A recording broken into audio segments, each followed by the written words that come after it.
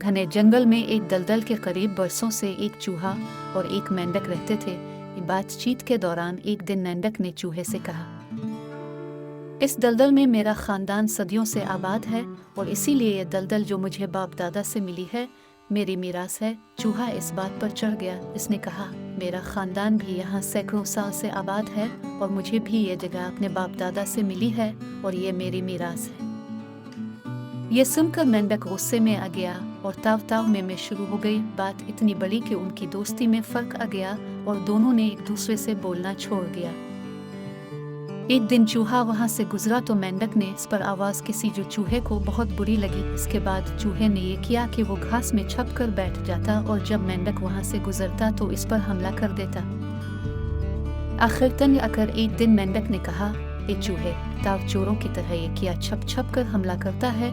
मर्द है तो सामने मैदान में अब ताकत खुल कर मुकाबला हो और तुझे मेरी कुव्वत का पता चले।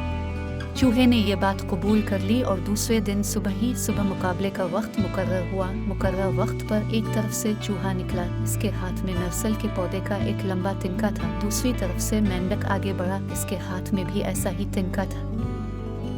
दोनों ने एक दूसरे पर जबरदस्त हमला किया और फिर जरा सी देर में दोनों गुत्थम गुथा हो गए। अभी ये लड़ाई जारी थी कि दौर हुआ में उड़ती हुई एक चील ने देखा कि एक चूहा और एक मेंढक आपस में गुत्थम गुथा हो रहे हैं। वो तेजी से अलिफारती हुई नीचे आई और एक झपके में दोनों पहलवानों को अपने तेज नोकीले पंजों में दबाकर ले गई। अब वहाँ चूहा है न मेंढक। दलदल अब भी मौजूद है।